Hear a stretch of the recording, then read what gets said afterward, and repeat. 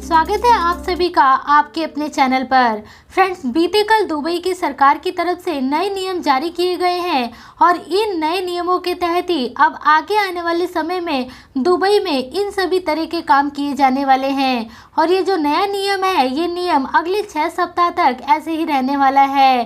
तो फ्रेंड्स, आज की इस वीडियो में इसी के बारे में बात करने वाली हूँ, तो वीडियो को आप पूरा देखें ताकि आपको ये पूरी खबर मिल सके। उससे पहले फ्रेंड्स, आपसे रिक्वेस्ट है कि आपने अभी तक इस चैनल को सब्सक्राइब नहीं किया है तो प्लीज़ सब्सक्राइब करें और बेल आइकन को दबा कर रखें ताकि आपको मेरे द्वारा दी गई वीडियो सबसे पहले नोटिफिकेशन के माध्यम से मिलती रहे।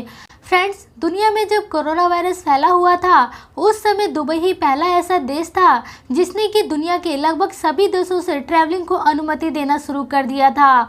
और धीरे धीरे दुबई को देखते हुए ही दुनिया के दूसरे देशों ने भी अपने यहाँ पर ट्रैवलिंग को खोलना शुरू किया था।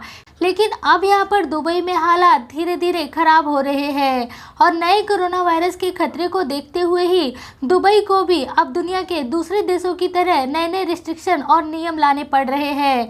मैं अभी एक एक करके बताने वाली हूँ कि दुबई की सरकार की तरफ से क्या क्या नियम लागू किए गए हैं। तो दोस्तों, सबसे पहले यहाँ पर वैक्सीन को लेकर खबर आ रही है। इस समय दुबई में अभी जो वैक्सीन लगाई जाएगी उसके लिए कुछ लिमिट रखी गई है और उसके लिए कुछ लिमिटेड कैटेगरी वाले लोगों को ही पहले वैक्सीन दी जाएगी। आपको बता दूं कि इससे पहले वैक्सीन सभी लोगों के लिए थी, लेकिन अब यहाँ पर यूएई में वैक्सीन जो है उन लोगों के लिए ही है जिनकी उम्र ज़्यादा है और जिनको पहले से ही कोई बीमारी है। अब उनको वैक्सीन पहले दी जा रही है। यूएई में ये नया नियम 7 फरवरी से लागू हो चुका है और अगले 6 सप्ताह तक यही नियम चलने वाला है। इसके अलावा यूएई में फाइजर वैक्सीन भी बहुत ही जल्दी आने वाली है। तो इसको लेकर यूएई की सरकार की तरफ से जानकारी आई है जिसमें उन्होंने बताया है कि जिन लोगों को फाइजर वैक्सीन की पहली डोज लग गई है उनको अब यहाँ पर फाइजर वैक्सीन की दूसरी डोज भी लगाई जाएगी।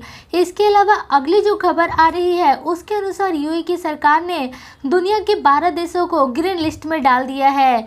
मतलब कि यदि आप इन 12 देशों से दुबई में आते हैं तो आपका क्वारंटीन अब नहीं किया जाएगा और आप बिना क्वारंटीन के ही यूएई में ट्रैवल कर सकेंगे। लेकिन आपको वहां पहुंचने के बाद कोरोना का टेस्ट कराना पड़ेगा और कोरोना का नेगेटिव रिपोर्ट आने के बाद ही आप क्वारंटीन से बच सकते हैं।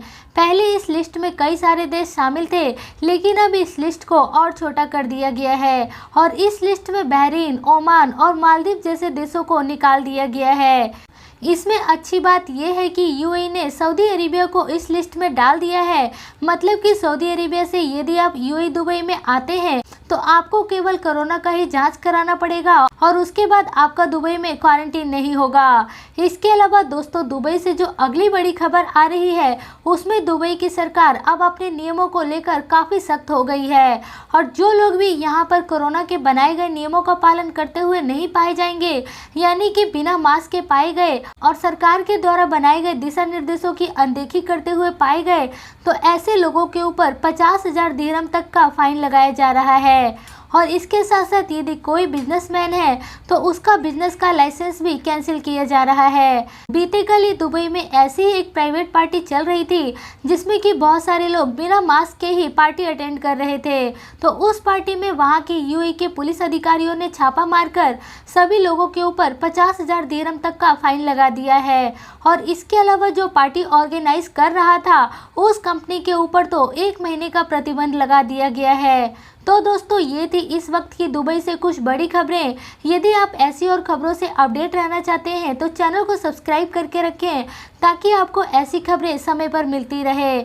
जैसे ही दुबई या फिर गल्फ देशों से कुछ और जानकारी आती है तो उसकी जानकारी आपको इस चैनल पर मिलती रहेगी।